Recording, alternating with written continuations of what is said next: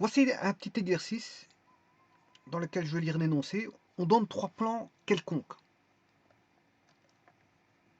On demande, les exigences sont les suivantes. On demande quelles sont les conditions pour que les 3 plans, qui sont des plans quelconques, aient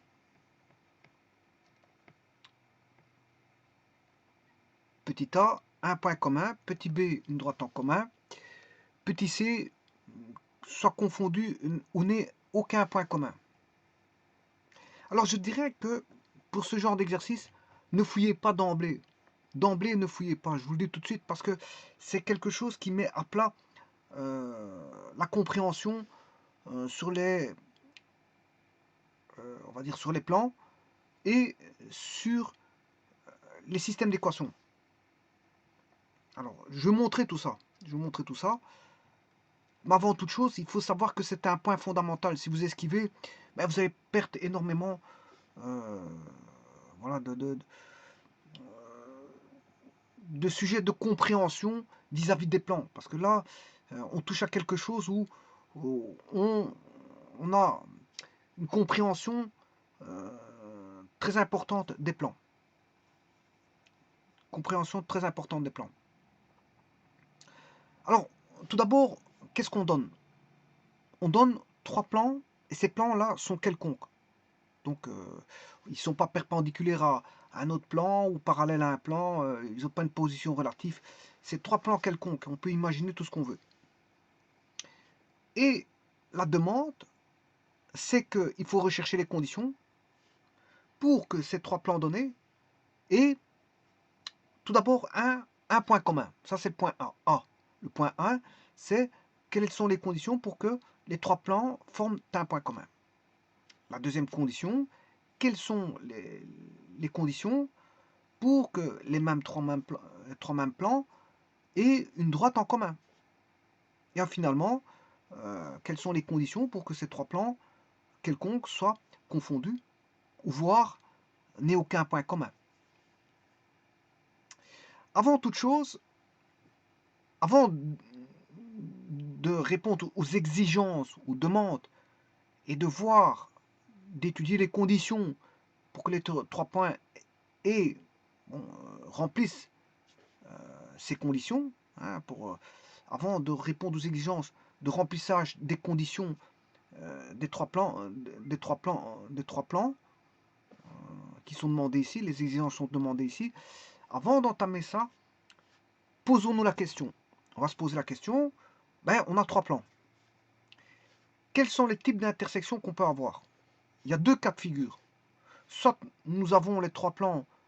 Attention que quand je dis intersection, c'est simultané. Hein. Attention qu'il ne faut pas perdre de vue qu'on a la simultanéité des équations. C'est pas pour rien qu'on met une accolade. Hein. L'accolade signifie que tout se passe simultanément. Hein. Donc c'est pas que vous avez des intersections pour 2 plans, et le troisième, vous n'avez pas d'intersection. Vous allez dire, oui, mais j'ai des intersections pour les 2 autres plans.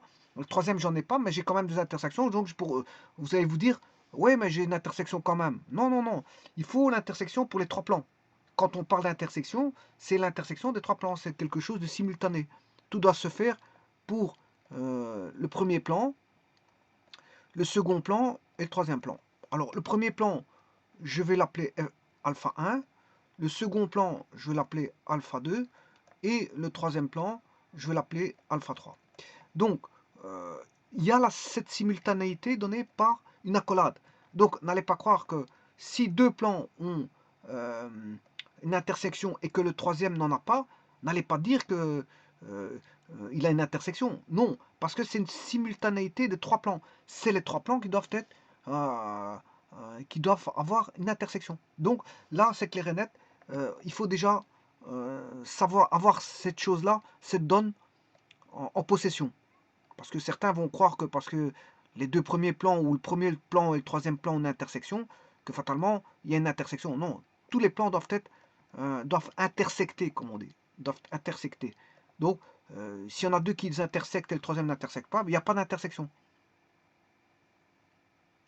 Alors, l'intersection de ces plans, Alors, un plan est donné, bien sûr, il y a un ROD fixé, hein, bon, ça, je vous le dis. Donc, il y a une équation dans ce ROD.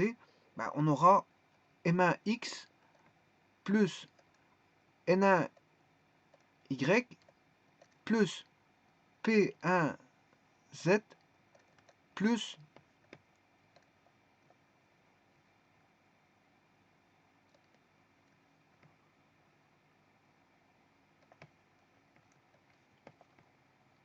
Q1 égale 0. Alors, on aura la même, pour le plan alpha 2, d'indice 2, on aura la même chose, mais avec un indice 2.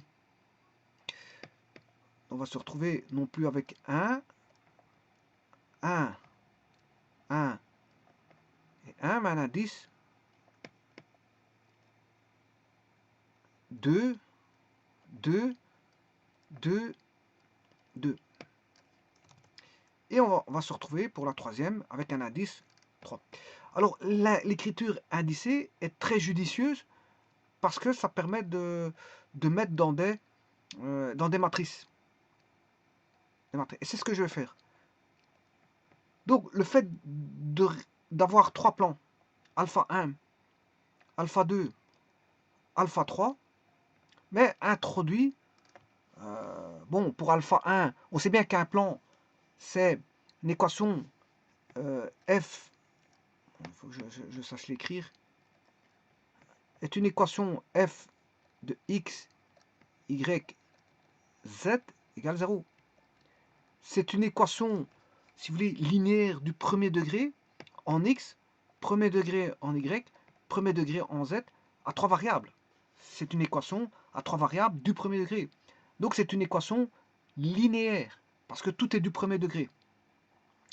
Mais sachant que j'ai introduit trois plans, eh bien j'aurai trois équations de type linéaire du premier degré, c'est ça que ça veut dire, hein, trois équations du premier degré, en les variables x, y, z, parce que x, y, z, ben, pour avoir un point dans le plan, ben, il me faut une coordonnée à trois variables, x, y, z. Et tout point du plan qui vérifie M1x plus N1y plus P1z plus Q1 égale 0, vérifie est un point du plan alpha 1. Tout point qui vérifie l'équation M2x plus N2y plus P2z plus Q2 égale 0 est un point du plan alpha 2. Et tout point vérifiant une coordonnée du plan alpha 3 fera partie du plan alpha 3. Donc ce qui veut dire que les équations des plans sont des équations du premier degré à trois variables, pour lesquelles les variables peuvent, si on demande des intersections, savoir s'il y a des intersections, deviennent des systèmes d'équations. Des systèmes d'équations. Alors, on aura deux plans peut donner un système d'équations, puisque deux plans peuvent former l'équation d'une droite. Alors, par exemple, si je prends alpha 1 inter alpha 2, peut donner une droite, mais pas forcément. Pas forcément, parce que si les deux plans sont parallèles, distincts, ben, on n'a pas de droite en commun. S'ils sont parallèles confondus, ben, on a une infinité de points en commun. Donc vous voyez que les deux plans, je m'excuse, déjà, si je regarde deux plans parmi les trois, je peux déjà tirer des conclusions sur deux plans parmi les trois. Mais pour que ça ait une intersection, bien sûr, c'est des trois plans, mais il faut regarder les trois plans en même temps, simultanément. Alors maintenant qu'on sait ceci, on sait bien qu'on a trois plans. Ces trois plans-là doivent répondre à des conditions simultanées, donc on a ce qu'on appelle un système d'équations. Alors c'est un système d'équations, comme il y a trois variables, x, y, z, puisque je vous ai dit pourquoi il y avait x, y, z, on est dans l'espace, hein, on cherche tous les points qui vérifient l'équation du plan, c'est une coordonnée x, y, z, hein, un point c'est une coordonnée. Donc, comme on est dans l'espace, c'est x, y, z. Donc ici on aura trois plans, dont on a des variables x, y, z du premier degré, donc on a un système linéaire de trois équations à trois inconnus qui sont x, y, z. Voilà. Donc, partant de trois plans, on demande les conditions pour que les trois plans aient un point commun. Bon. Et ça, les trois plans deviennent directement pour remplir des conditions, il sera vu, les trois plans seront vus comme un système d'équations qui doivent répondre à des conditions simultanées au travers d'une accolade. Et les trois plans étant donnés par les équations de trois plans qui forment un système de trois équations à trois inconnus. Voilà. Bon, ça c'est la donne. Bon, maintenant, on peut imaginer que peuvent former ces trois plans. Bon, les deux premiers plans alpha 1 et alpha 2, ben, ils peuvent former une droite. Si je prends ces deux-ci, ils peuvent former une droite. Alors si je cherche l'intersection avec le plan là, ben, soit la droite est parallèle au plan et à ce moment il n'y a aucune intersection, ou soit la droite est dans le plan, ben voilà, là il y a une intersection. Et donc là on aura une intersection, on aura une droite. Bon, maintenant on peut avoir les trois plans qui donnent qu'un seul point, hein, c'est possible. Donc la réponse, l'intersection de trois plans peut donner un point. C'est vrai, ça peut donner un point. Hein, si ça peut, c'est bizarre, mais c'est comme ça. On peut voir, ça peut donner, les trois plans ne concourent qu'en un seul point. C'est possible. Bon, vous allez me dire, de droite, c'est possible de concourir en un point. Fatalement, bon, l'intersection de deux droites peuvent donner un point. Les deux, dans le plan, deux droites peuvent être séquentes ou parallèles. Alors, parallèles peuvent être deux cas de figure, parallèles confondus ou parallèles distincts. Voilà. Mais dans l'espace, quand on parle on peut parler de droite, on peut parler de point, de droite et de plan. Mais le plan, les droites elles peuvent être séquentes, orthogonales, parallèles, gauche, tralali, tralala, il y a différentes positions relatives.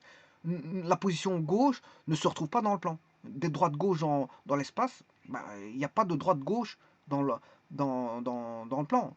Une droite dans le plan, elle est soit séquente ou soit elle est parallèle. Si elle n'est pas parallèle, elle est séquente. Ben, dans l'espace, ben, elles peuvent être séquentes, parallèles, gauche, voilà, orthogonales, perpendiculaires, elles se touchent, peuvent être gauche et orthogonales, c'est-à-dire elles ne se touchent pas, elles sont perpendiculaires, elles ne se touchent pas, mais elles peuvent être séquentes. Séquentes, elles se touchent, et peuvent être perpendiculaires et elles se touchent. Séquentes et perpendiculaires, peuvent être parallèles confondues. Voilà. Vous voyez, l'espace et le plan, il faut dissocier. Faut avoir, voilà, faut dissocier le plan et l'espace. Alors maintenant, vous allez me dire, ouais, mais deux droites, si elles ne sont pas parallèles, c'est qu'elles sont séquentes, il y a un point d'intersection, oui. Mais maintenant, imaginez que trois plans intersectent en un point, c'est bizarre, hein.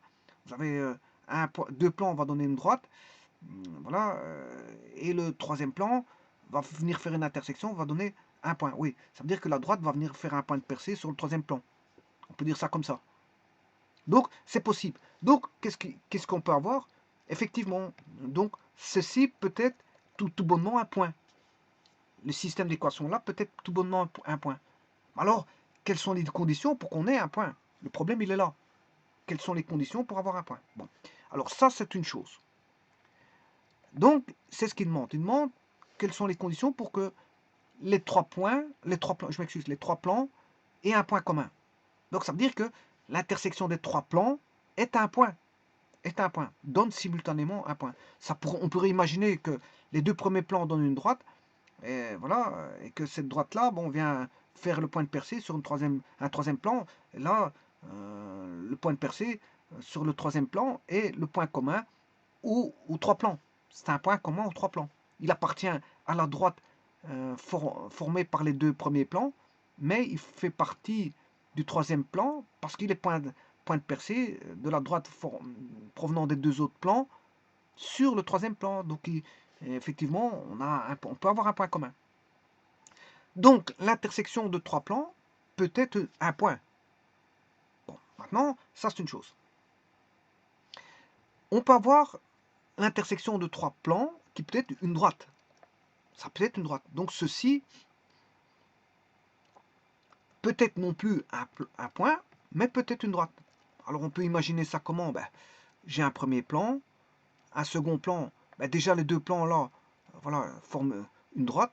Et le troisième plan, ben, il passe voilà, contient cette droite. Donc on peut imaginer que les trois plans contiennent tous les trois une droite. Donc simultanément. Donc on peut avoir l'intersection de trois plans peut être un point, comme précédemment. L'intersection de trois plans peut être une droite.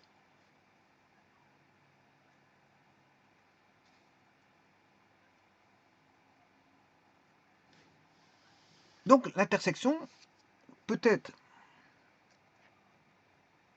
de 3 plans, peut être un point ou une droite. Alors je vous rappelle que l'intersection de deux droites dans le plan, ça peut être rien du tout si c'est parallèle distinct, ça peut être une infinité de solutions si c'est parallèle confondu, et ça peut être un point, c'est-à-dire si c'est séquent.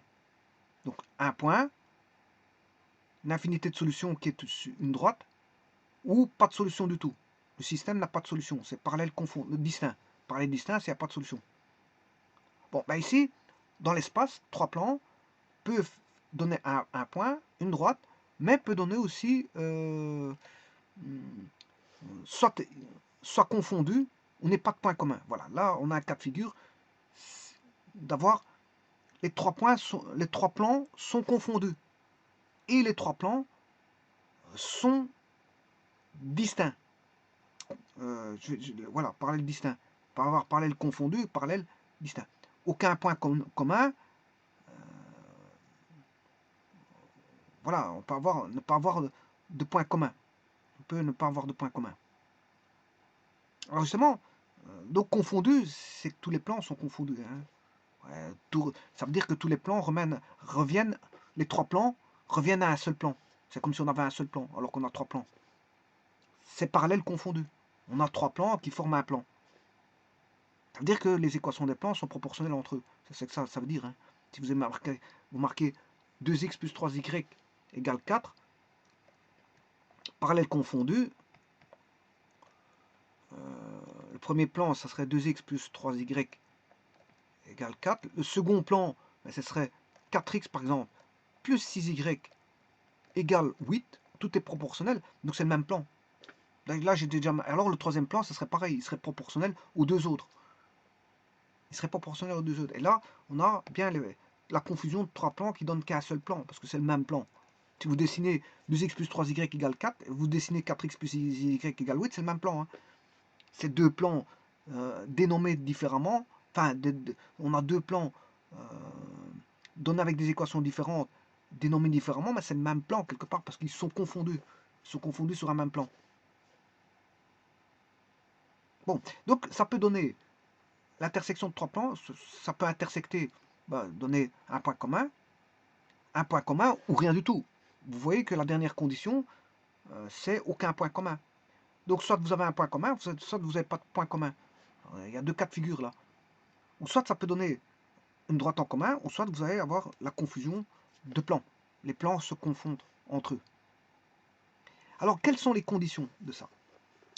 Alors pour ça, c'est vrai que c'est de la géométrie analytique dans l'espace, c'est vrai, parce que pourquoi? On parle de plans. On parle de plans, donc ça a à voir avec la géométrie analytique dans l'espace. Mais c'est plus un traitement des systèmes d'équations. C'est les systèmes d'équations qui vont vous apporter de 1 les conditions qui sont demandées dans l'énoncé. C'est les systèmes d'équations qui vont vous apporter la solution. Mais c'est surtout le traitement des systèmes d'équations qui vont permettre de voir ce qui va vraiment se passer. Donc le traitement qui va se faire ne va pas partir sur base de la géométrie analytique dans l'espace, mais bien plus loin, elle va se transposer vers le domaine, non pas de la géométrie analytique dans l'espace, mais va se transposer vers un autre domaine qui est là, les systèmes d'équations. Alors, quand on traite généralement de la géométrie analytique dans l'espace, les systèmes d'équations ne sont pas loin. Donc, gérer de la géométrie analytique dans l'espace, c'est d'abord de faire de l'analyse, trouver des idées de solutions, mettre des équations dans vis-à-vis d'un repère orthonormé, mais direct, généralement c'est un repère orthonormé direct qu'on utilise, hein, la plupart du temps c'est ça. Voilà, on peut utiliser d'autres repères qui sont avec des angles bizarres, voilà, généralement c'est 90 degrés qu'on met, c'est voilà, le I vers le J donne K vers le haut. Il est direct. Voilà, il est direct. Il y a le repère droite et le repère gauche. Voilà, bon, on utilise généralement un repère droit.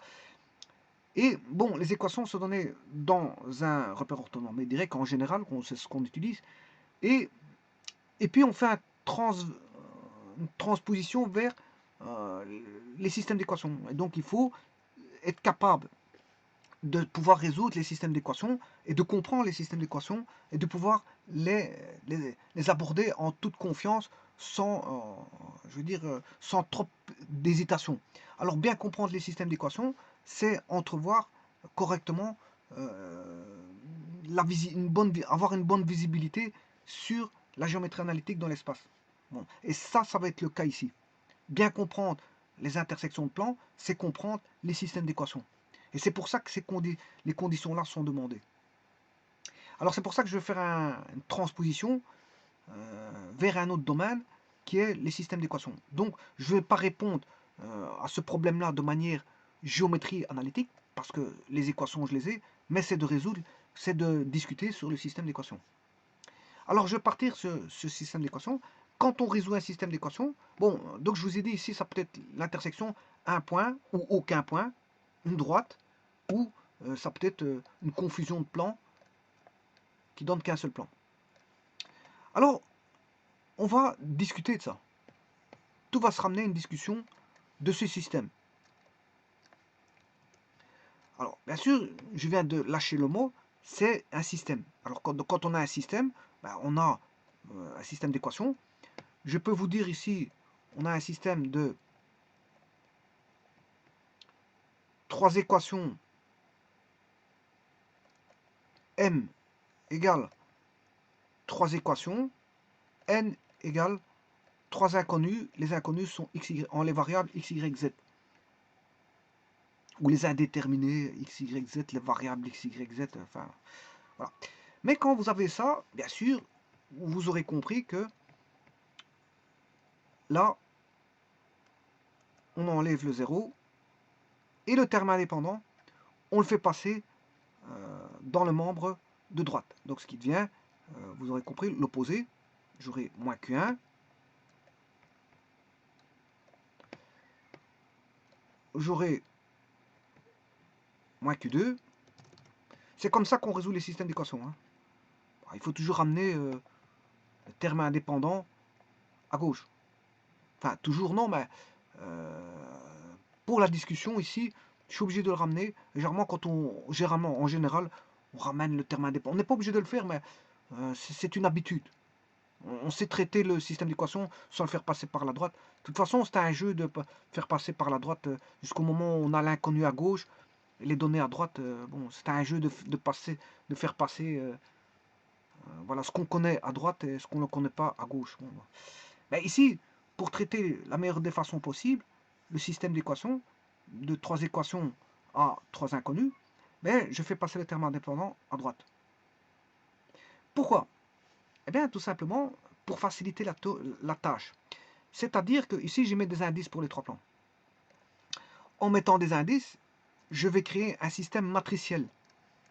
Je vais créer un système matriciel. Voilà. Alors, on aura une multiplication matricielle. Je vous rappelle qu'ici, on a une somme de produits. Hein. Qu'est-ce qui donne une somme de produits? Une somme de produits est formée par voilà, un produit matriciel. Donc, comme justement ici, ça tombe bien, j'ai une somme de produits, ben, je vais avoir une multiplication matricielle. Donc, il n'y a pas photo ici. Je vais mettre la multiplication matricielle. Donc, on a M1, N1,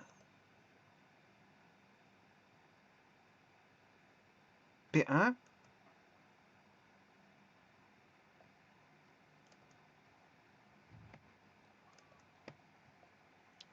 M2, N2, P2. Je rappelle qu'une matrice, c'est un tableau de nombres. Hein. Un tableau de nombres, vous y mettez ce que vous voulez comme nombre dedans. Ici, c'est une matrice, bien sûr, de nombres réels. Voilà, je suis sur le champ R plus fois. C'est un système d'équations sur le champ R plus fois. Je ne fais rien d'autre. Je travaille avec des nombres réels. Bon, donc c'est un système d'équations sur R plus fois. Bon, ici, je vais réduire un petit peu pour avoir un tableau plus petit. M1, N1, P1. Première ligne. Voilà. M2, N2, P2, M3, N3, P3. Alors, je vais profiter pour mettre les colonnes. Ça, c'est la première colonne. Maintenant, je rajoute un second indice pour pouvoir le mettre. Voilà. Première colonne, première colonne, première colonne, deuxième colonne, deuxième colonne, deuxième colonne, troisième colonne, troisième colonne, troisième colonne. Voilà la première matrice qu'on appelle la matrice des coefficients, qui est une 3 lignes, 3 colonnes, parce que c'est un système, c'est le système qui est comme ça, hein, parce qu'il y a 3 variables. 3 variables et 3 plans. C'est le système qui est comme ça. Bon, j'aurais pu avoir une 2 fois 2. Ici, c'est une 3 fois 3. Bon, je tombe sur une 3 fois 3, donc il faut discuter sur le système 3 fois 3. Alors, les inconnus, la matrice inconnue que je vais appeler x, y, z, généralement on appelle ça, comme j'ai mis des indices, je peux appeler ça x1, x2, x3, et donc fatalement j'appelle ça la matrice x. Ben, moi je ne vais pas utiliser d'indices ici. Bon, c'est vrai que j'aurais pu. Je peux le faire, hein, je peux le faire. Comme ça j'ai des indices partout. J'utilise tous des x. Alors x joue le rôle de x, x1 joue le rôle. Comme ça j'ai un indice. Première ligne, première colonne. Alors x2 va jouer le rôle de y. C'est la deuxième ligne, première colonne. Comme ça j'ai des indices partout. Hein. Bon, voilà. Et là, j'ai la troisième ligne, toujours première colonne. Et ça, c'est la matrice des inconnus, x, y, z, c'est ce qu'on recherche. Alors, x est une matrice, 3 lignes, une colonne. Je peux multiplier parce que j'ai 3 colonnes et 3 lignes, donc c'est multipliable. Et le résultat, c'est une 3,1. Et le 3,1 va donner, bien sûr, la matrice des termes indépendants. Alors, ceci, c'est ce qu'on appelle la matrice A, la matrice des coefficients.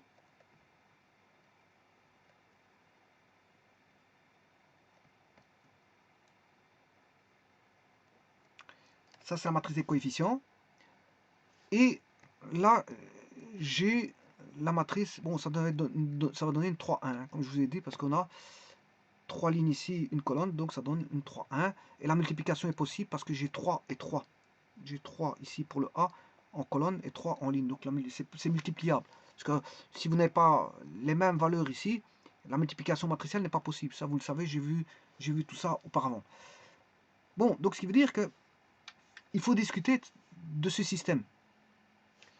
Il faut discuter de ce système. C'est ça qu'on demande de discuter. C'est avant toute chose de discuter de ce système.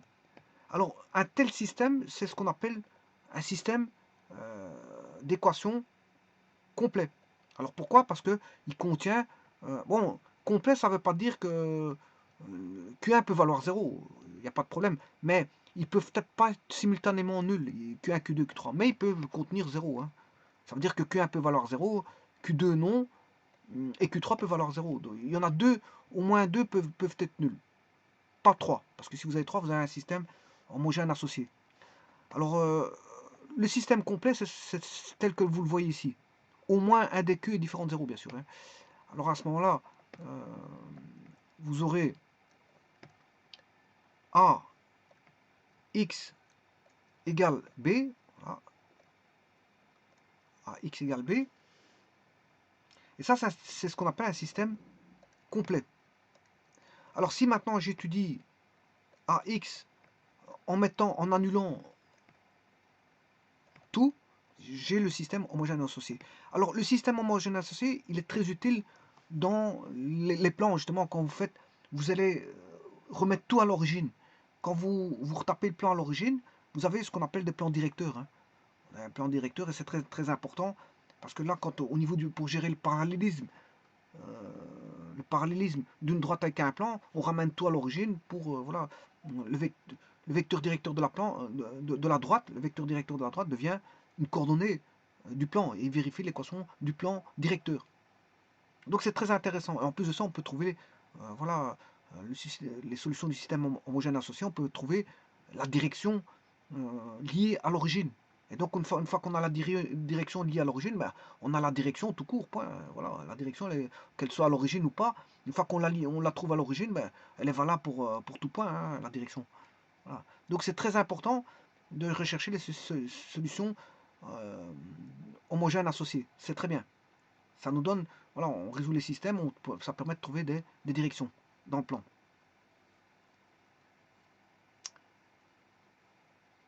Alors maintenant, justement, la discussion va se baser quand ils disent les conditions.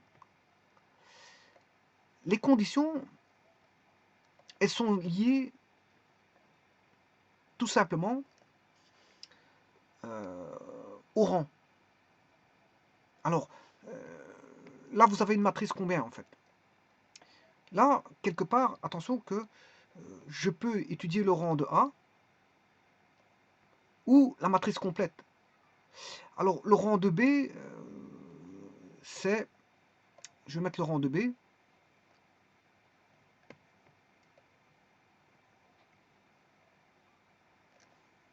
Alors, si je dois chercher le rang de A, alors, le rang, c'est la plus petite sous-matrice carrée. Attention que... parce que je vais chercher le déterminant. Donc, la déterminant, c'est une matrice carrée. Donc, c'est la plus petite sous-matrice carrée extraite de déterminants non nuls. Ouais, inversible, on va dire inversible. Alors, si je cherche le rang de A, ben, le rang de A va concerner uniquement le rang de la matrice que vous voyez là. Le rang de cette matrice-là. Si je cherche, je peux chercher le rang de cette matrice-là. Et voir, voilà, d'étudier si le déterminant de cette matrice est inversible ou pas, en 3-3. Maintenant, je peux étudier le rang de B. Alors, le rang de B, c'est la matrice complète.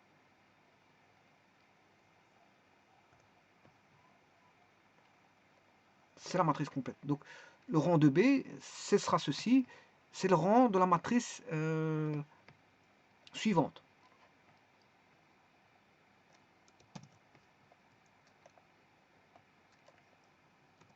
Voilà, ça c'est, si je mets ça comme ça c'est B. C'est la matrice complète B. Et je peux étudier, bien sûr, le rang de B.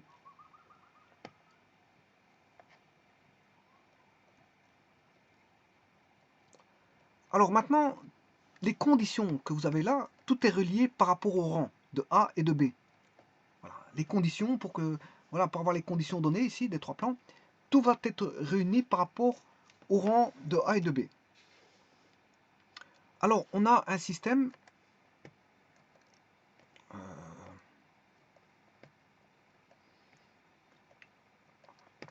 de trois équations à trois inconnus. Alors, je vous ai dit que ça c'est M égale trois équations. Les inconnus, c'est N. Alors, le rang, la plus petite sous-matrice carrée extraite de déterminants différents de 0 de la matrice voilà, de la matrice A. La matrice là, elle est là. C'est la matrice A. Hein, la matrice A. La plus petite sous-matrice carrée qu'on peut extraire de ça, ben, on a un déterminant 3 fois 3. Voilà, je peux calculer un déterminant fois 3. Ben, le rang peut être 3 au maximum.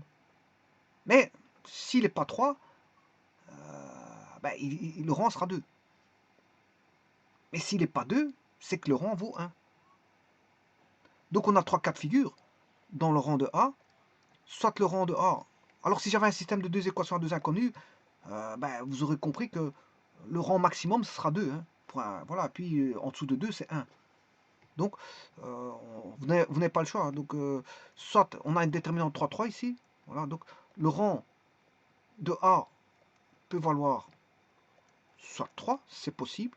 Ça veut dire que le déterminant de la matrice est différent de 0. La 3, 3 est différent de 0. Voilà. On peut avoir un rang de A. S'il n'est pas de 3, ben, c'est qu'on a un rang plus petit, on a une matrice de 2. On peut extraire des matrices inversibles en 2, 2. Donc le rang peut être 2. alors que la matrice, le déterminant de A donne 0. Alors ça veut dire que je peux extraire un déterminant au moins un déterminant de 2 inversible. Maintenant, si le rang ne vaut pas 2, c'est que le rang de A vaut 1. Donc il y a 3 cas de figure. Soit le rang de A vaut 2, 3, je m'excuse, 3, soit il vaut 2, soit il vaut 1. Alors maintenant, il faut savoir aussi quelque chose. Il faut savoir si on a affaire, de quoi on parle. Si on parle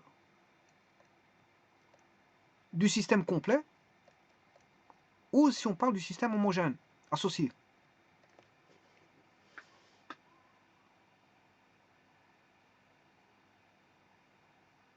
Eh bien, on va regarder après tout ça.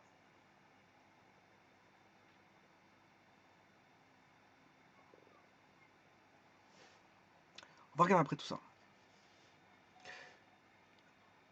Tout va être basé là-dessus. En fonction du rang de A, bien sûr, et le rang de B. Hein. Enfin, ça, c'est pas le rang de B, je m'excuse, parce que je me suis trompé ici. C'est pas le rang de B. Ça, c'est la matrice complète. Je vais l'appeler C. Je m'excuse. J'ai rajouté B, voilà, ici, c'est rang de C. Parce que B, c'est la matrice Q1, Q2, Q3. Voilà, ça, c'est le rang plutôt de C. Je dirais plutôt de C, matrice complète. C. Je m'excuse. J'ai fait une petite erreur ici. C'est pas B. Parce que B c'était rang de A, ouais. Le B, voilà, j'ai fait juste une petite erreur parce que le B, voilà, la matrice B, c'est ça. C'est une 3 fois 1, voilà. Le B, c'est moins que 1, moins que 2, moins que 3. Donc, ça n'a rien à voir. Ça, c'est la matrice A. Quand j'associe A et B, la matrice A et B, je forme une matrice C. Voilà, ici, j'ai associé la matrice A, je lui adjoins la matrice B pour former la matrice C. Et de là, j'étudie le rang de C. C'est le rang de C, matrice complète. Et donc, la donne, ici, c'est que je veux devoir discuter sur 3 niveaux. Un niveau par rapport au rang de A, un second niveau par rapport au rang de C, et un troisième niveau par rapport au système homogène associé ou système complet.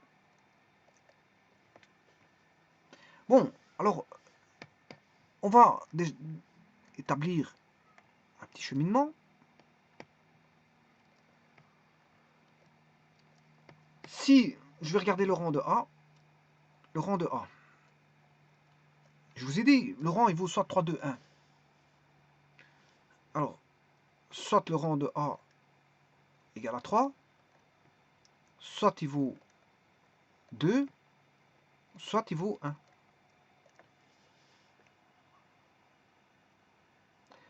Alors là, je vais regarder le système homogène associé, le système complet, le système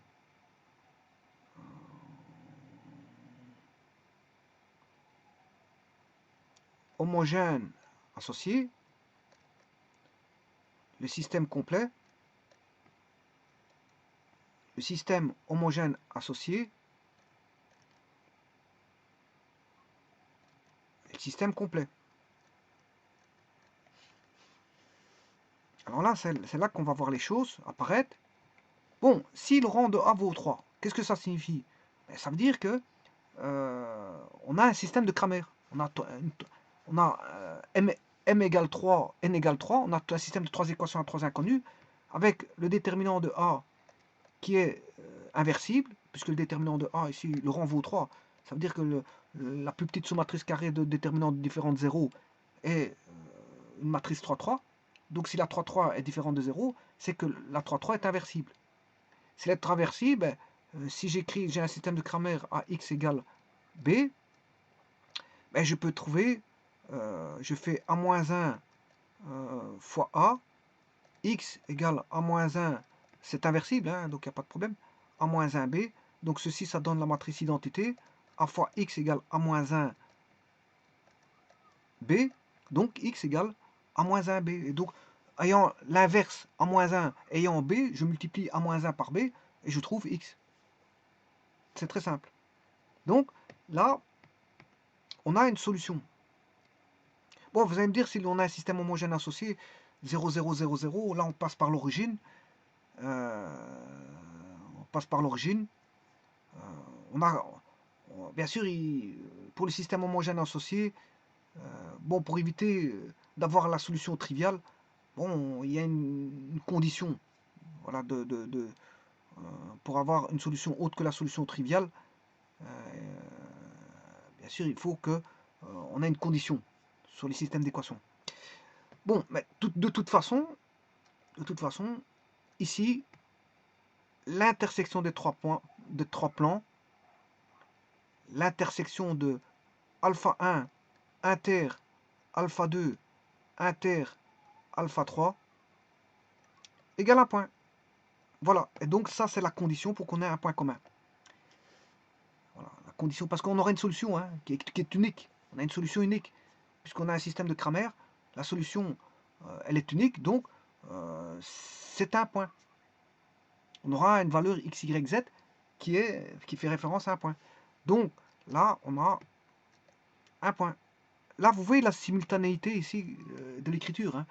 C'est alpha 1, inter alpha 2, inter alpha 3. Mais dire ceci, ça veut dire quoi? Ça veut dire que on a alpha 1, inter alpha 2, on a alpha 1, inter alpha 3, mais on a alpha 2, inter alpha 3 simultanément. C'est ce que ça veut dire, hein, c'est simultané tout ça. Et la simultanéité donne le point P. Bon, donc voilà, donc le premier point il est résolu. Comment avoir un point P? Mais il faut qu'on ait un système de Cramer. Donc le système d'équation que vous avez ici, oui, là, il faut qu'on ait un système de Cramer. Bon, je peux le faire, hein, je peux, voilà, il suffit d'aller rechercher. La 3D, j'efface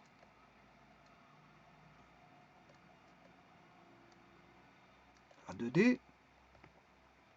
Bon, le tout c'est d'aller chercher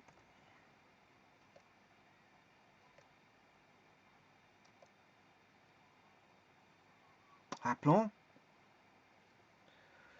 C'est d'avoir un déterminant différent de 0. Bon, on va regarder après ça. Par exemple, 3x plus 2y moins z moins 4 égale 0. 7x plus 3 plus 1y plus 2z moins 5 égale 0. En espérant que le déterminant ne soit pas nul. 9x plus 3y moins 2z plus 3 égale 0. J'espère qu'il n'y a pas de proportionnalité. On va taper donc la matrice. On a les trois plans. Voilà, normalement, je dois avoir j'ai une intersection. On voit qu'il y a une intersection. Mais maintenant, il faut voir si c'est un point. Oui, les trois plans sont là. Ouais, là, il n'y a pas d'intersection, hein, je vous le dis tout de suite. Bon, on va voir, on va voir.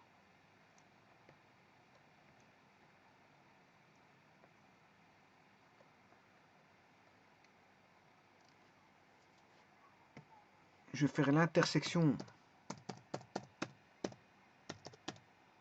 de A et B. Voilà. Et intersection de F et C. Voilà, il y a un point. Il y a un point d'intersection.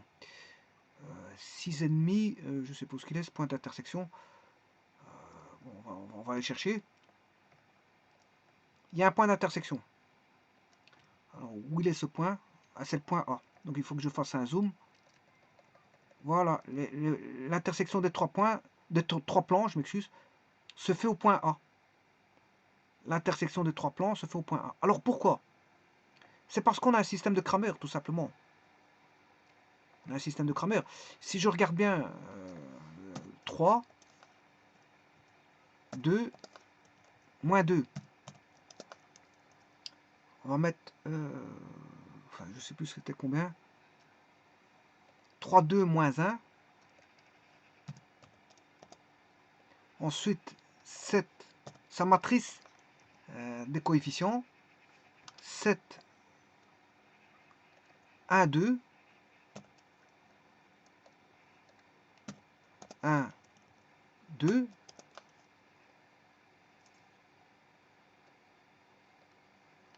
« 9, 3, moins 2. 9, 3, moins 2. 9, 3, moins 2. Alors, je vais chercher le déterminant. Écrire la matrice. Créer la matrice. Déterminant de M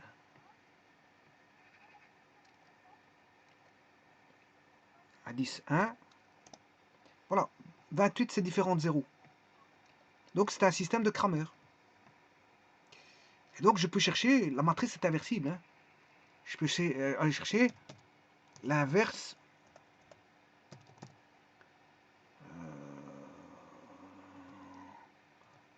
L'inverse, normalement, est-ce qu'on ne sait pas avoir la matrice inverse ici? Non, si. Inverse normale, Pascal Poisson. Inverse matrice, inversée. Inversée. Je vais inverser M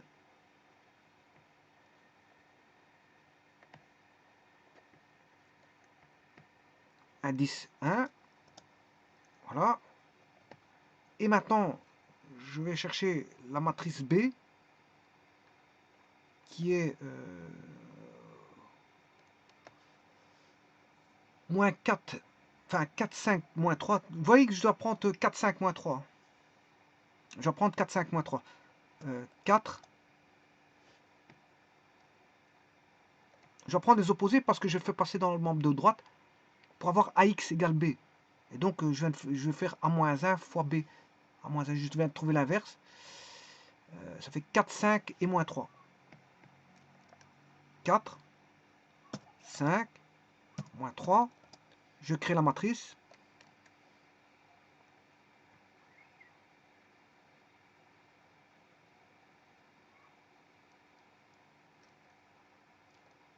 Voilà, c'est ça.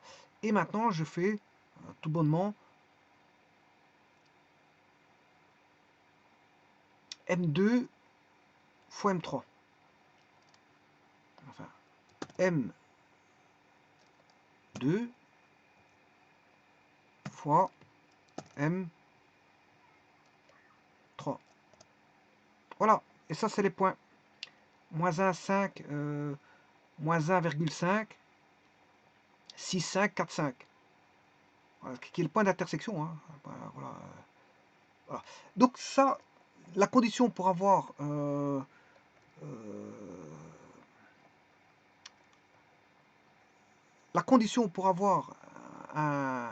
point en commun, la condition sine qua non, c'est que on a un système de Cramer. Et là, vous aurez toujours un point. Si vous avez un système de Cramer, vous aurez un point. Donc, quelle est la condition pour avoir un point commun? Il faut un système de Cramer, c'est-à-dire que le déterminant de A doit être différent de 0, c'est-à-dire que le rang doit être, le déterminant de A, c'est une 3 fois 3, donc que le rang de A doit être égal à 3. Donc, si vous avez un rang de 3, eh bien, on a un point commun. On a un système de Cramer.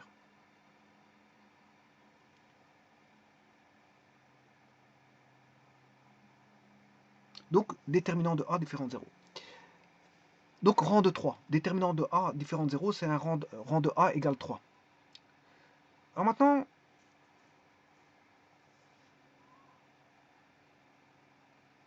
je vais regarder pour le rang inférieur à 3. Donc rang de 3, on sait ce qui se passe. Maintenant, je vais regarder pour le rang 2. Alors, si le rang de 2, on a le système homogène associé, qui admettra une infinité simple de solutions. Pourquoi? Eh bien,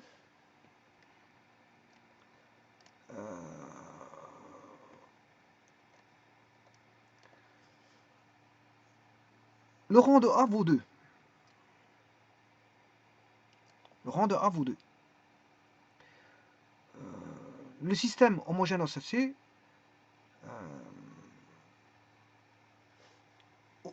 la dimension du sous-espace vectoriel, dimension de S, c'est égal à n inconnus, n c'est les inconnus, moins rang de A. Mais ça c'est 3 moins 2. 3 moins 2 ça fait 1. Ça veut dire qu'on a une infinité, ça veut dire qu'on aura une proportionnalité K, une infinité simple de solutions à x0, y0, z0. Alors, on aura K, c'est un système de paramètres directeurs si vous voulez. C'est comme si j'avais lambda fois x0, y0, z0. Donc là, on a une infinité simple de solutions parce que bon, K fois x0, y0, z0, K c'est un paramètre c'est une infinité simple de solutions. Alors elles sont toutes proportionnelles entre elles parce que dimension du sous-espace vectoriel égale 3 moins 2 égale 1. Donc là, on aura une infinité simple de solutions.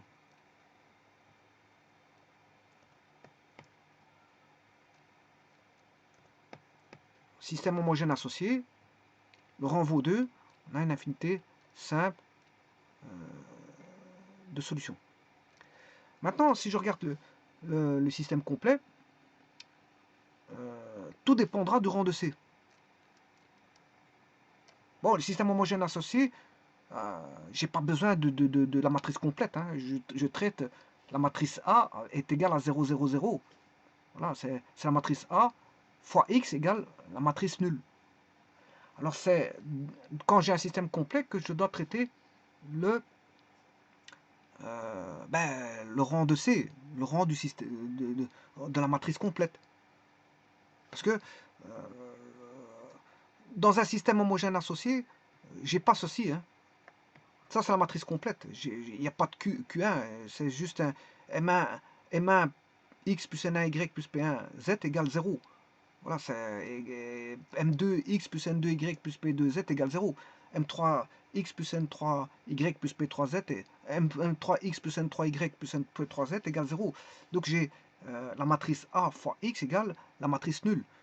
Bon, on ne parle pas de matrice complète quand on a un système de homogène associé, vous aurez compris. Donc je parlerai de matrice complète que quand on parlera voilà, de matrice je parlerai de rang de C quand on parlera de matrice complète. Et là, maintenant, je suis en train de regarder le système complet. Le système complet, bon, si le rang de A vaut 2, le système complet est incompatible si le rang de C vaut 3. Si rang de C vaut 3, là, c'est incompatible. Il n'y a pas de solution.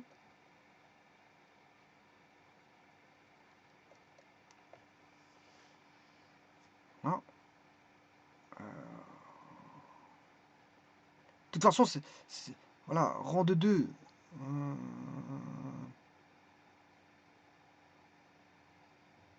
C'est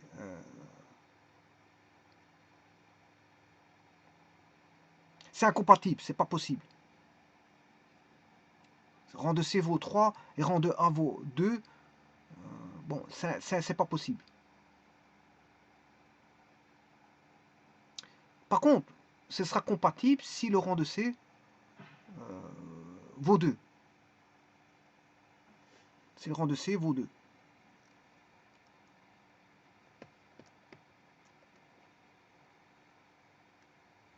Si le rang de la matrice complète vaut 2, là, c'est compatible.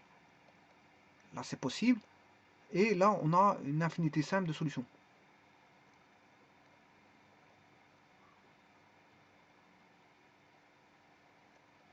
Bon, maintenant, si le rang vaut 1, on a le système homogène associé, on admet donc une infinité double de solutions. Pourquoi? Parce que, ça c'est facile, hein, vous faites dimension de S égale 3, parce que ça, on a 3 inconnus, moins 1, donc on a 2, le rang de la dimension du sous-espace vectoriel des solutions du système d'équations vaut 2, ça veut dire qu'on a une infinité double de solutions, on aura K1 fois X0, Y0, Z0, plus K2, voilà, fois X1, Y1, Z1. Donc on a deux paramètres là. On a deux paramètres. Parce qu'on a une infinité double de solutions. Donc j'écrirais que là, on a une infinité double de solutions.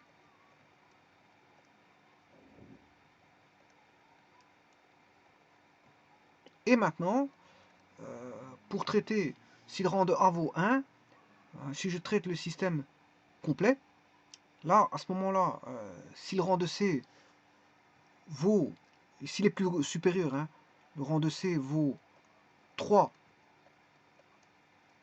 ou si le rang de C vaut 2, il ne peut pas être supérieur. À ce moment-là, c'est incompatible. Vous aurez compris que quand le rang de C est supérieur au rang de A, c'est incompatible.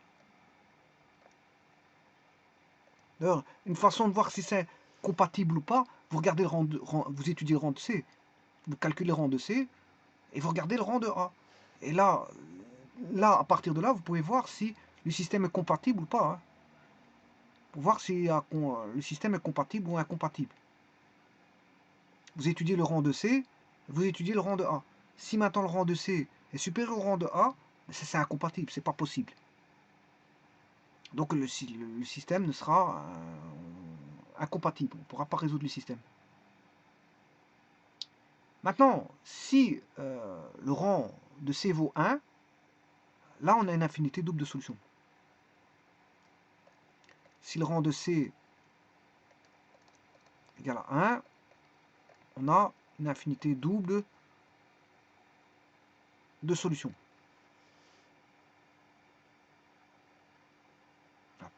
Alors maintenant, je vais traiter ça. J'ai traité pour qu'on ait un point commun. Pour avoir un point commun, il faut que le rang fasse 3. Le rang vaut 3. Là, on a un point commun. Alors, pour que les plans aient une droite en commun, vous aurez compris qu'une droite en commun, c'est une infinité simple de solutions. Hein. Une droite en commun, c'est une infinité simple de solutions. C'est un paramètre lambda. Voilà, on a un paramètre lambda qui, ici, dans les systèmes d'équations, on l'appelle K.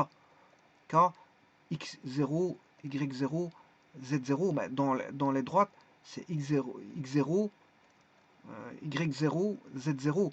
Et vous avez l'équation de la droite qui va s'écrire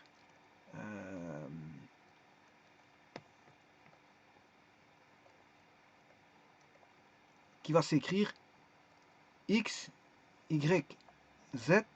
Alors, le fameux K, c'est pas K dans les systèmes dans les plans, c'est plutôt, on l'appelle plutôt lambda. On aura alpha 1, enfin, psi 1 lambda égale psi 2 lambda égale psi 3 lambda plus mu 1 plus mu 2 plus mu 3. Donc on a psi 1, psi 2, ça c'est l'équation de droite. Hein. Voilà. On a une infinité, on n'a qu'un seul paramètre, donc une infinité simple de points, puisqu'on a un seul paramètre lambda. Donc on a psi 1, psi 2, psi 3 forment un système de paramètres directeurs de la droite multiplié par lambda. Donc on n'a qu'un seul paramètre. Voilà. Donc on a une infinité simple de valeurs, parce que le paramètre là venant multiplier simultanément trois valeurs, donc elle leur donne une infinité simple. Et alors vous allez me dire, oui mais ça c'est, comment le trouve-t-on? Ben, on peut le trouver par le système homogène associé. Par le système homogène associé, on peut trouver la direction ψ1, ψ2, ψ3. Et alors vous allez me dire, ouais, mais qu'est-ce que c'est mu1, mu2? C'est un point de passage. Mais il existe une infinité de points de passage, vous prenez un point, parmi l'infinité simple de points de passage, vous en prenez point 1. Donc ça c'est une solution particulière du système complet, alors que ça c'est une solution du système homogène associé. Bon, j'ai déjà fait d'innombrables exercices là-dessus. Voilà. Alors maintenant, pour avoir que les trois plans aient une droite en commun, il suffit que, si vous voulez, si je vais revoir le plan, une infinité simple de solutions, donc on a ici un système de trois équations à trois inconnus, bien il faut que en système complet, si le rang est supérieur à 2, ben c'est pas possible. C'est pas possible. Bon, en solution homogène associée, j'aurai une droite. Une droite. Si le rang vaut 2. Une infinité simple de solutions, c'est une droite. Alors, en solution homogène associée, tous les trois plans vont passer par l'origine. Hein. Les trois plans passent par l'origine. Voilà, je fais un décalage vers l'origine. Et si vous faites un décalage vers l'origine, il y aura deux points qui auront une intersection qui va donner une droite. Donc il y aura une droite en commun, si le rang vaut 2. Mais cette droite passera par l'origine. C'est ça l'astuce. Bon, maintenant, si on a un système complet, ben, pour que ce soit compatible, il faut que le rang de C fasse 2. Voilà. Il faut que le rang de C fasse 2. C'est-à-dire que le rang de A vaut le rang de C, et là on aura une infinité simple de solutions, qui est une droite.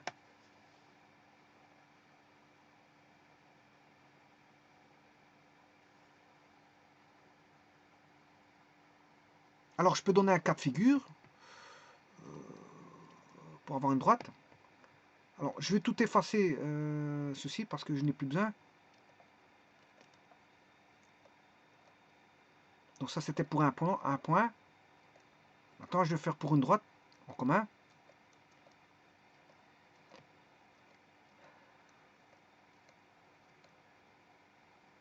J'ai déjà un plan. Donc je vais créer un deuxième plan. 4x plus 2y plus 5z moins 6 égale 0. Voilà.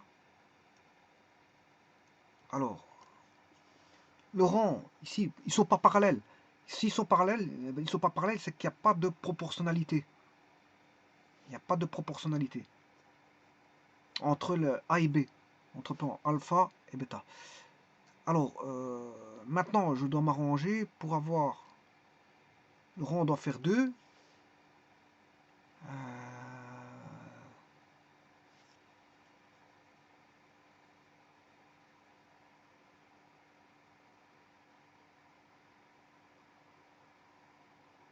Bon, je vais essayer de trouver une matrice de 2 qui fasse 0.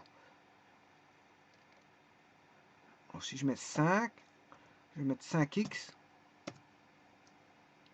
plus 2, je vais mettre moins 2, moins 2y, ce qui ferait moins 10 plus 5z plus 3 égale 0.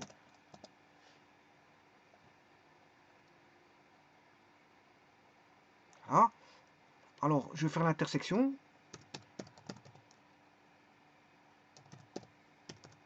De A avec B, ben ça on aura une droite, ça vous le savez. Parce qu'il n'y a rien de proportionnel là-dessus. Donc les droites ne sont pas parallèles, enfin les plans ne sont pas parallèles, ils sont séquents. Voilà, j'ai une droite en commun. Et maintenant, je vais faire l'intersection de F avec C.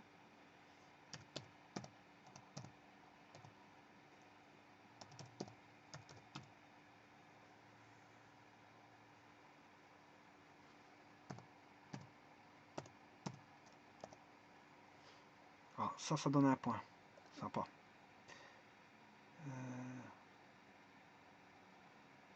Ça veut dire que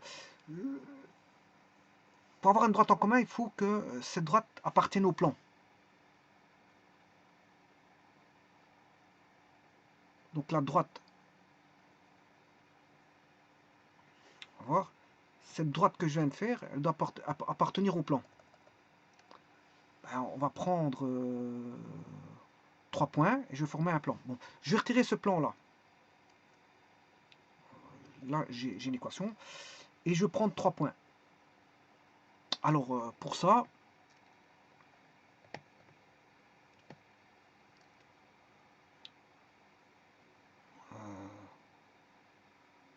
je vais prendre 2 points.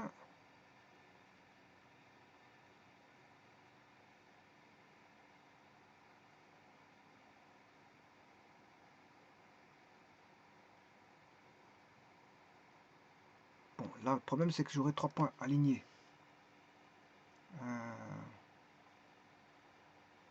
Mais je peux prendre n'importe quel point, 2 points de la droite. On va mettre point sur objet. Voilà, un point, point sur objet. Voilà, j'ai 2 points. Et le troisième point, je peux le mettre où je veux. Donc, je vais mettre un point maintenant n'importe où, qui n'est pas un point. Voilà. On va le mettre ici. C. Et je ferme le plan ABC. Plan A, virgule, B, virgule, C. Voilà. Alors, là maintenant, il contient la droite. Contient la droite.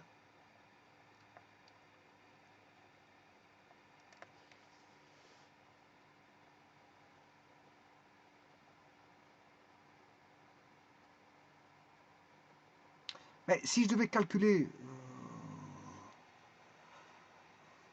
le rang, ben, je pourrais calculer en fait, bon, il faudrait que je le fasse correctement ici, mais vous allez voir que c'est parce que le rang vaut 2. Voilà, le rang vaut 2, c'est juste pour ça, c'est ce que je suis en train de vous montrer, mais ici, c'est que le rang de la matrice complète vaut 2.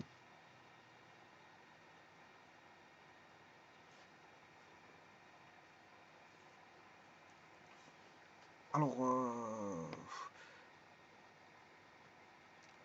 problème, je vais aller voir si je sais aller prendre le rang de matrice. Oui, je sais faire le rang, bah, donc je peux le faire par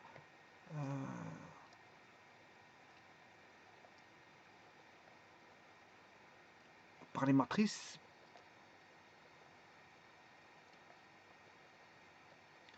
Bon, on va faire d'abord, je vais mettre la matrice 3, 2, non c'est pas ça, 3, 2, moins 1, moins 4, 3, 2, moins 1, moins 4, 4, 2, 5, moins 6, 4, 2, 5, moins 6, 4, 2, 5, moins 6. Donc je répète, 3, 2, moins 1, moins 4, 4, 2, plus 5, moins 6, 17, 8,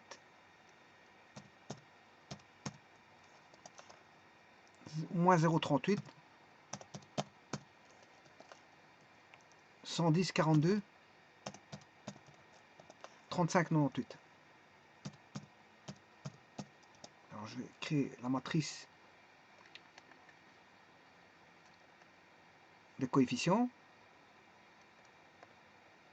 est créée et la matrice complète.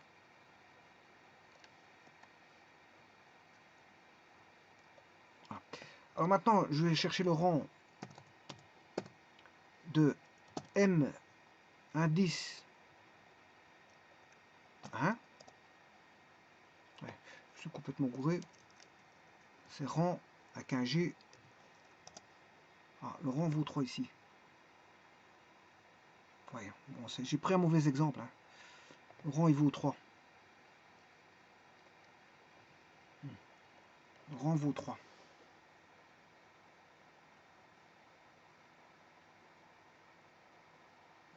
Donc j'ai un point ici. J'ai pas une droite en commun, j'ai un point en commun ici parce que le rang vaut 3.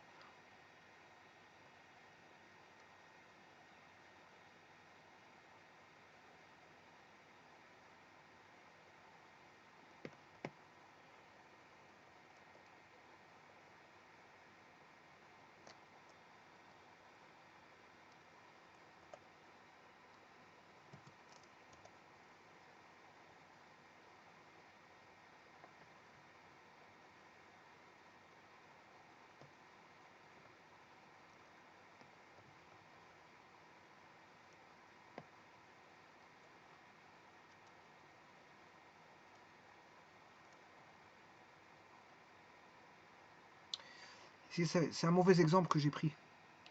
Bon, je vais essayer d'avoir 3, 2. Ouais, et je prends 3, 2. Je vais dupliquer celui-ci. 3, 2. Je vais mettre 7 et 9. 3, 2. 3, 2.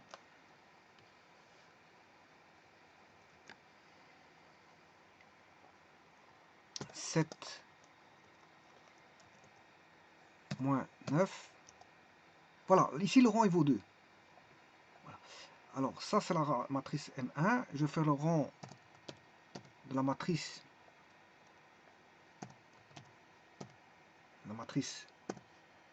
M2.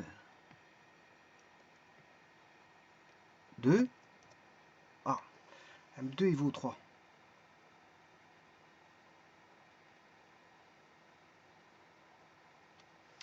Bon, donc ici, ça veut dire que c'est incompatible.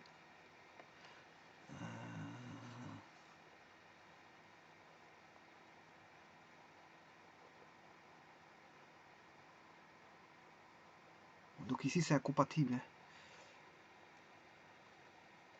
Ça c'est pas bon. Donc je vais essayer de trouver moins 4. Moins 4. Moins 4.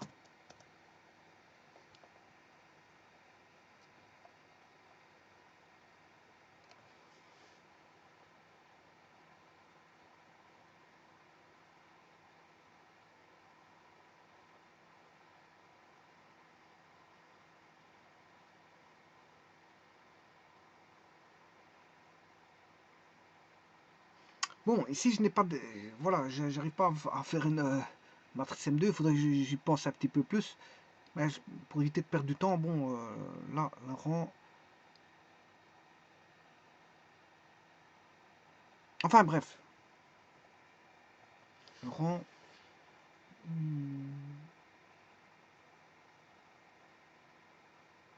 de M2.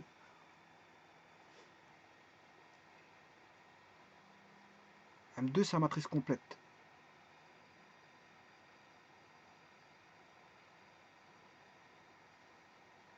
Et M1 c'est la matrice des coefficients. Alors la matrice M1 des coefficients, son rang vaut bien 2. Et la matrice complète, son rang vaut 3. Donc là, à ce moment-là, là, c'est incompatible. Ça, c'est incompatible.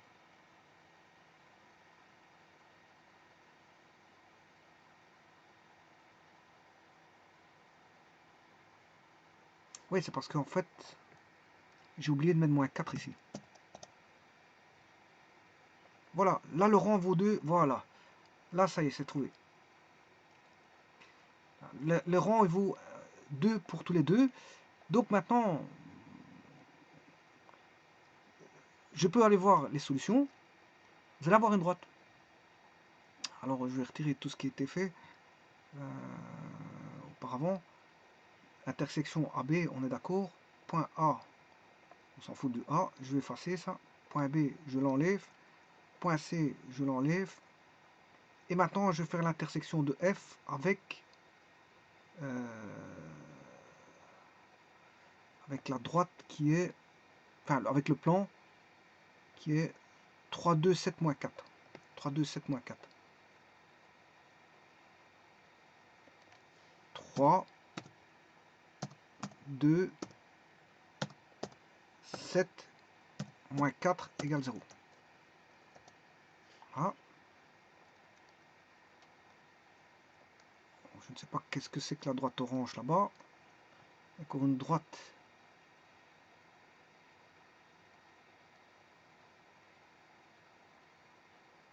Bon, celui-ci, je peux l'enlever.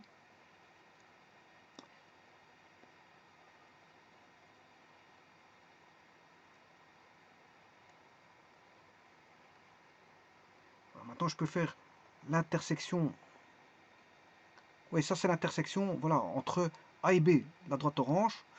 Et maintenant, eh ben voilà, ça, c'est bon. C'est bon parce que, regardez, je vais faire l'intersection. Intersection de la droite orange avec le C, c'est F et C. Intersection F, virgule C. Voilà. Ah. Pourtant, le plan passe bien.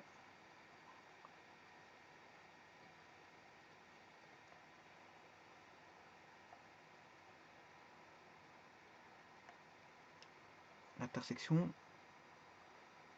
F, C. Apparemment, il ne trouve pas d'intersection, mais on dirait que il a bien trouvé rang 2, rang 2.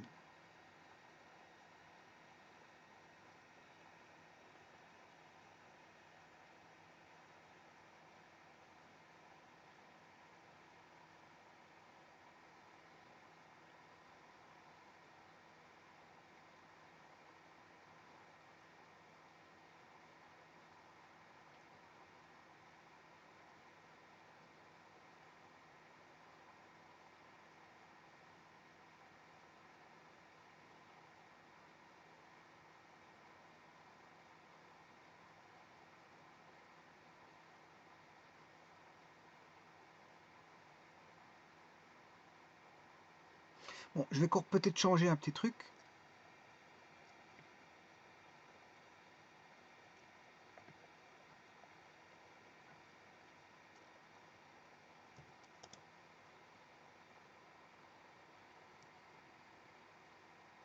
Trois, 2, 5.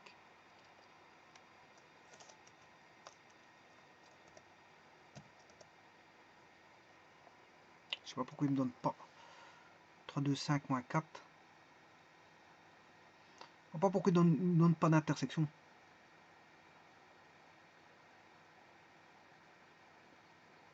En tout cas, ici j'ai deux plans identiques. Hein.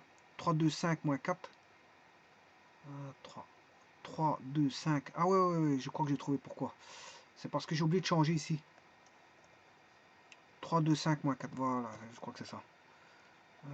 Le rang vaut 2. Là, il vaut bien 2. Là, j'ai pas d'intersection. Pourtant, 3, 2, 5, moins 4.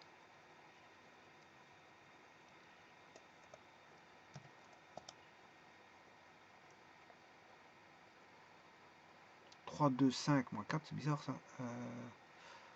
Le rang il vaut toujours 2, 2, il ne me donne pas d'intersection. Bon, je vais peut-être effacer. Je vais refaire l'intersection.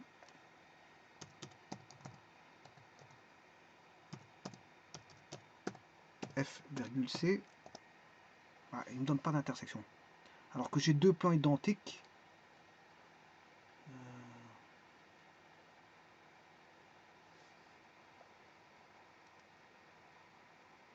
C'est étrange, hein, il ne donne pas d'intersection. Alors que j'ai deux plans identiques. Il me donne une intersection avec le B et A donne une intersection, c'est une droite. Le troisième plan, c'est le même que le B, il ne me donne pas d'intersection, alors qu'il devrait me donner le chemin, l'intersection chemin AB, il devrait donner la même droite. Parce que j'ai fait la confusion de deux plans. B, pourtant j'ai bien marqué 3x, 2y, 5z. 3x, 2y, 5z. Moi, ouais, je ne sais pas pourquoi il ne trouve pas. Parce que l'intersection, ben, ça va être la droite. Hein.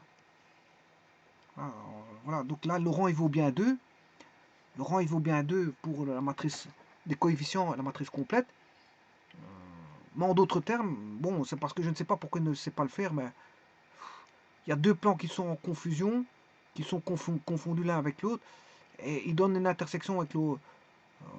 Voilà, ça donne bien une droite. Il y a deux plans qui sont confondus là. Il y a trois plans, dont deux qui sont confondus. Et deux qui sont confondus avec le troisième donnent une intersection qui est la droite. Par contre, quand je fais l'intersection de F avec le...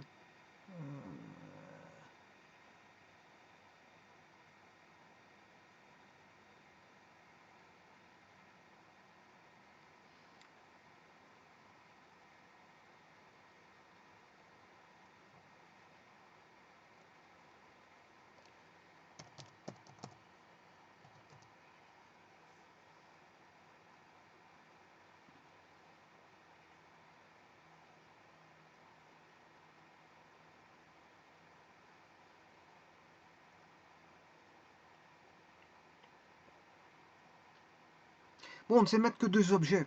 Si j'avais possibilité de mettre trois objets, je mets trois objets. Mais en tout cas, voilà, c'est bon. Hein. C'est bon. C'est parce qu'en fait, il veut pas me le faire ici. Et il met un point d'interrogation, mais ça marche.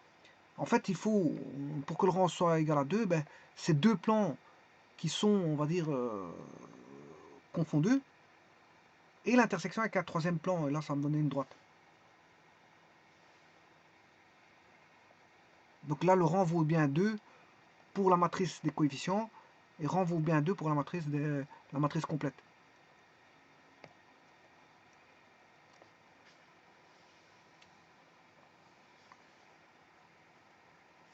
Alors maintenant, je vais entamer le dernier cas de figure. Dernier cas de figure. Quand le rang vaut 1.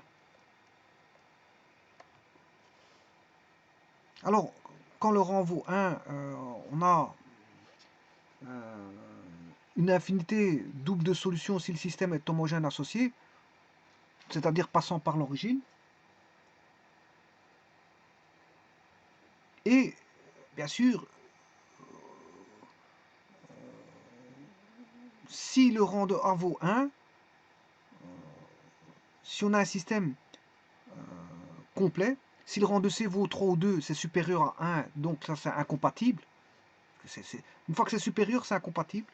Donc si le rang de C vaut 3 ou le rang de 2 vaut...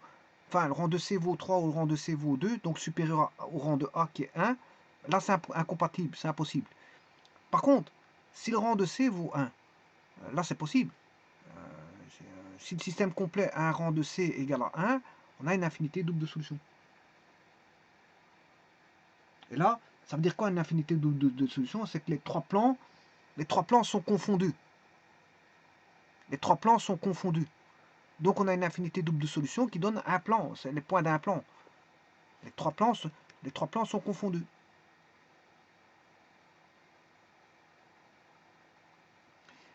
Alors maintenant, vous allez me dire, je vais résumer la chose. Je vais résumer maintenant. Par rapport à l'énoncé. Un point commun. Un point commun, ben, je vais résumer. Bon, ça je vais enlever, j'ai plus besoin. Un point commun, ben, c'est rang de A vaut 3. Donc on a un système de Cramer.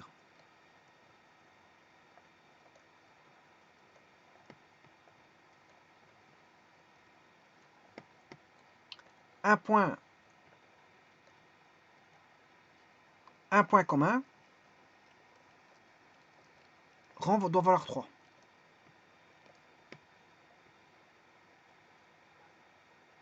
Ça c'est un point commun. Le rang doit valoir 3. Alors pour avoir pour que les trois plans forment une droite en commun, une droite en commun pour les trois plans. Alors pour une droite en commun, je vous l'ai dit, c'était... Bon, je parlais en système complet. Une droite en commun, il faut qu'on ait rang de A égale rang de C égale 2. Rang de A égale rang de C égale 2. Là, on a une infinité simple de solutions. Donc, là, j'ai traité celui-ci, rang de A égale 3. Rang de égale 2. Mais il faut que le rang de C soit égal à 2. Rang de A égale rang de C égale 2.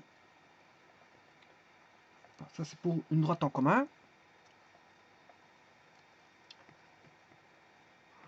Donc, ici, le rang vaut 3. Pour un point commun, le rang vaut 3. Le rang de A vaut rang de C égale 2. Pour avoir une droite en commun. Alors, pour qu'elle soit confondue, il faut que le rang de A vaut 1 et le rang de C vaut 1. On a une infinité double de solutions.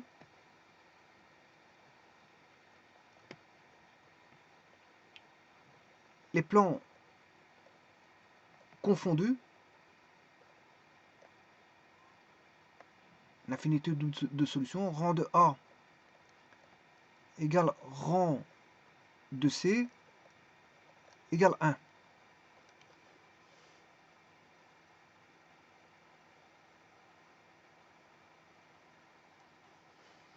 Maintenant, pour avoir aucun point, n'est aucun point commun, bien ça c'est tous les cas de figure où le rang de... vous voyez ici, c'est quand le rang est plus grand. Donc aucun point.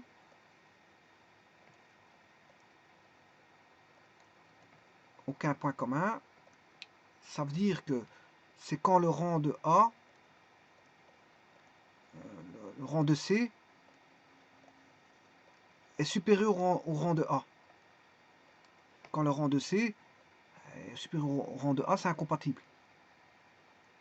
Donc là, on avait rang de C, il valait 3. Ouais, il était plus grand que 2.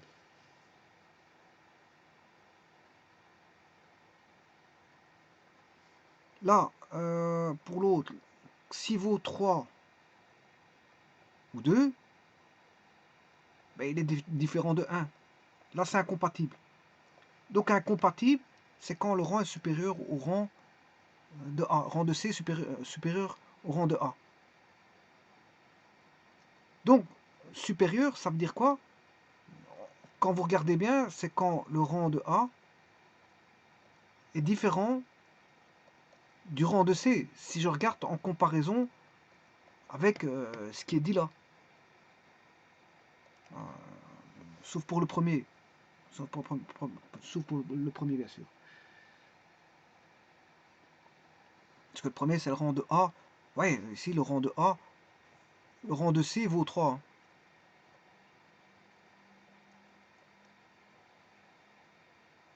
Parce que la plus petite sous-matrice extraite de déterminants différents de 0, c'est une matrice carrée. C'est une matrice carrée.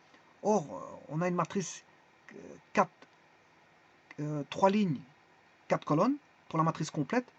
Mais la plus petite sous-matrice que je peux extraire des déterminants différents de 0, c'est une 3-3. Donc, rang de A vaut rang de C. Pour, voilà. C'est normal ça. C'est normal. Parce que la plus petite sous-matrice qu'on extrait, c'est une matrice carrée. Donc, la matrice carrée, comme j'ai une 3 lignes, 4 colonnes, la plus petite sous-matrice carrée que je peux extraire, c'est une 3-3. Or, ici, je dis que le rang de A vaut 3. Donc, le rang de A vaut rang de C. Donc, quand rang de A vaut rang de C, est égal à 3. Là, on a un point commun, on a un système de Cramer. Quand rang de A vaut rang de C égal à 2, on a une droite en commun. Quand on a rang de A égale rang de C égale 1, ça veut dire qu'on a presque tout qui est proportionnel. Hein. Voilà. Généralement, quand je traite, ouais, voilà, c'est quand presque tout est proportionnel. Voilà. Pourquoi on redescend de rang? C'est parce qu'il y a des proportionnalités qui interviennent, c'est juste ça. Hein. Donc, fatalement, c'est normal que la matrice s'annule. Hein. Enfin, on retrouve des matrices, des sous-matrices extraites qui s'annulent. C'est parce qu'il y a des coefficients qui sont proportionnels entre eux. C'est juste ça. Hein. Comme je l'ai fait, ici, j'ai trouvé des coefficients proportionnels ici sur GeoGebra. Le but, c'est de chercher des coefficients proportionnels pour justement diminuer le rang de la matrice. Hein. Il faut diminuer le rang de la matrice en allant mettre des coefficients proportionnels. Et maintenant, il faut les mettre judicieusement pour que ce soit justement redescendre le rang de la matrice. Alors maintenant, si vous allez me dire, oui, mais si tout est proportionnel, bah ouais, ben c'est ce qui se passe. Si tout est proportionnel, ben le rang vaut 1. Si tout est proportionnel, le rang vaut 1. Et donc là, on a trois plans confondus. Hein. Voilà, le rang vaut. Ici, les trois plans sont confondus. Si le rang de C égale rang de A vaut 1, ça veut dire que tout est proportionnel. Même les coefficients, les termes indépendants sont proportionnels parce que contient C? Ben, il contient les termes indépendants. Hein. Il contient les coefficients plus les termes indépendants. Donc, rang de 1, ça veut dire que tout est proportionnel. Voilà, là, la proportionnalité la plus complète, elle est là. Voilà. Là, on a une proportionnalité en moindre mesure. Et là, il n'y a rien qui est proportionnel. Hein. Voilà, c'est ce que ça veut dire. Hein. C'est ce que ça veut dire. Donc là, j'ai su mettre deux plans confondus et un plan distinct. Voilà. Là, c'est trois plans confondus. Voilà. Et là, bien sûr, c'est trois plans distincts, mais voilà, il n'y a aucune confusion dans les trois plans. Donc, tout est dans la proportionnalité, donc dans, dans ce qu'on va confondre dans les plans qui va réduire le rang. Ça va réduire le rang.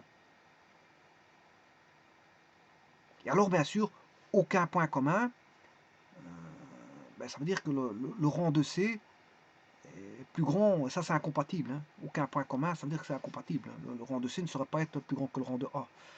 Alors ça c'est incompatible ça.